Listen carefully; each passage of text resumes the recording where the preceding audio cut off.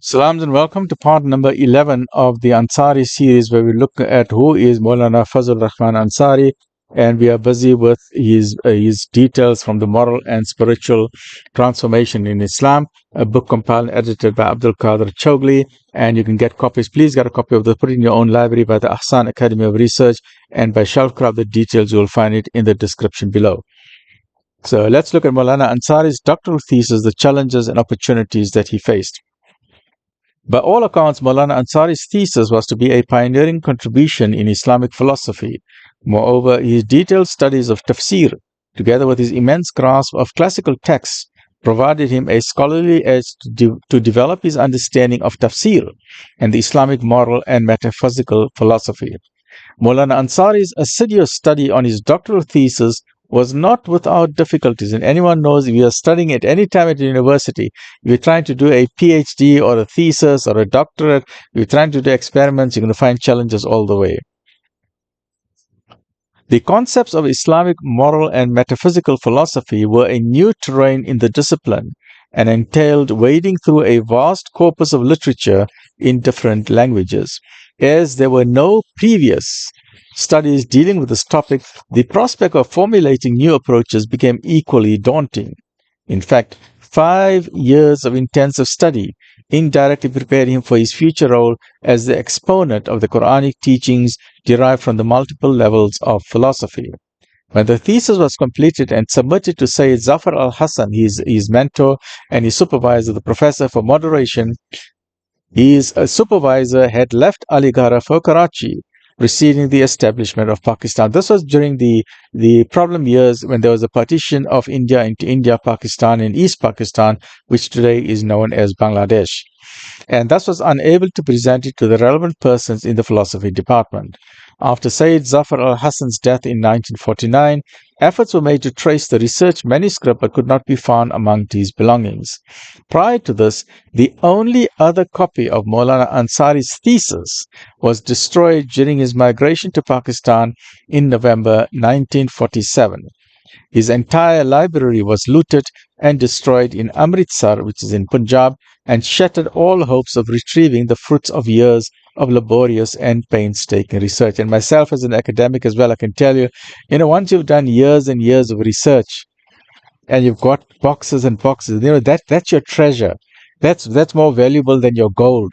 And if that thing is destroyed or it's stolen, it's a total nightmare. You find that all your work is gone. And the only hope or the only solace you got that to say, Ya Allah, accept our efforts, accept my efforts, accept his efforts, because the Malaika have been witness to what you have done. And if that thing is gone, but this tragedy is that the mankind cannot benefit from that knowledge. That's the only tragedy.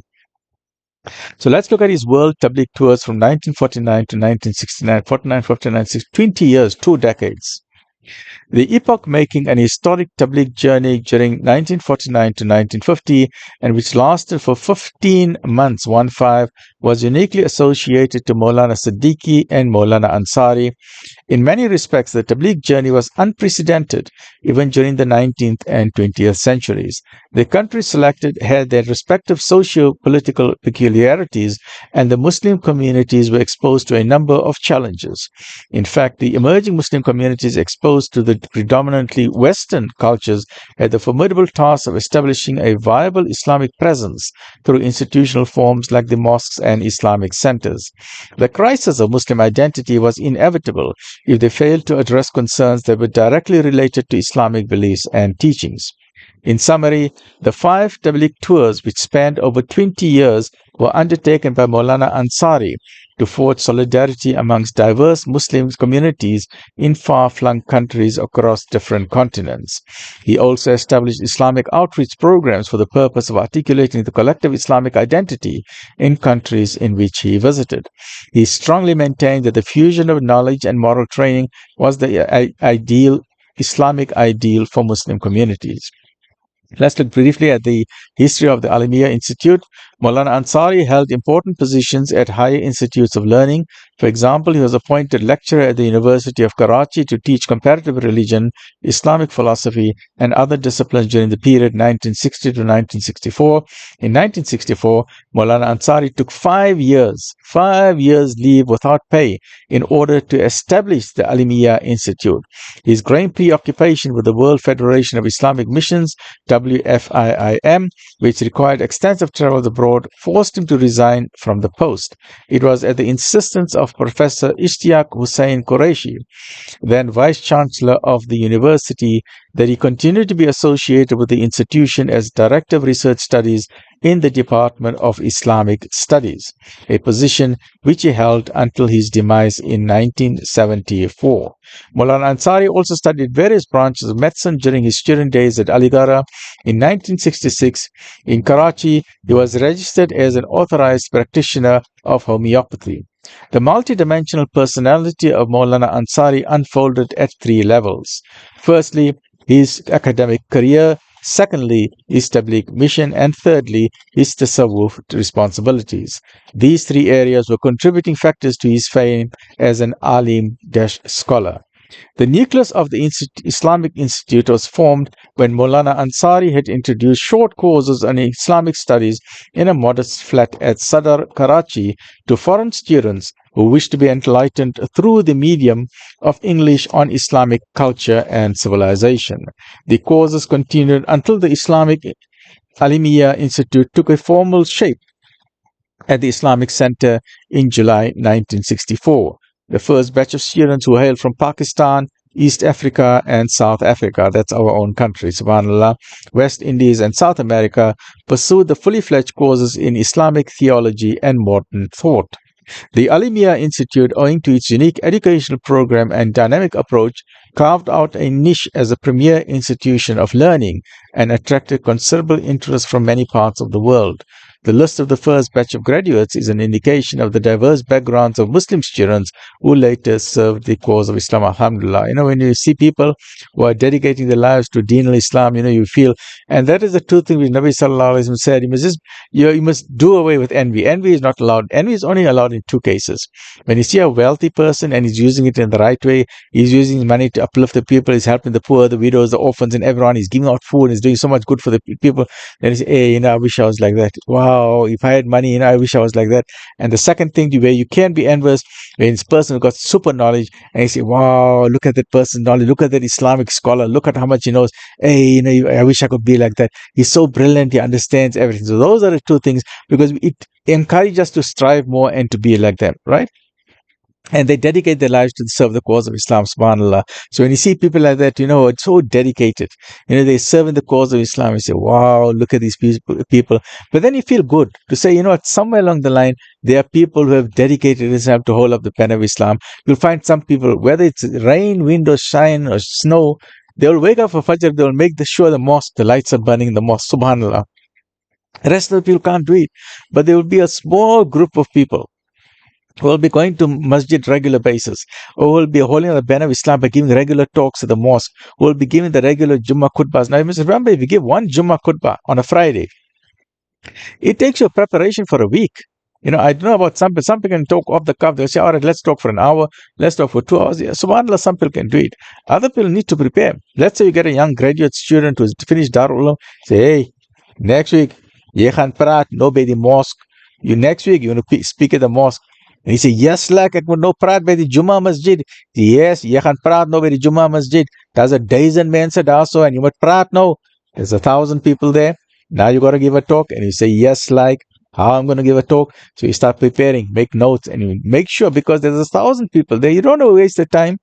Share knowledge with them. Share knowledge that is good, that they can use with them. Apply it to the daily life. Increase their knowledge, because as you're sharing knowledge, the light in your brain is increasing. So as we are reading this book, your brain is changing. Your brain is becoming a better brain. Every time you read a book or you listen to someone who's reading a book, your brain is becoming better. SubhanAllah. That is known as neuroplasticity.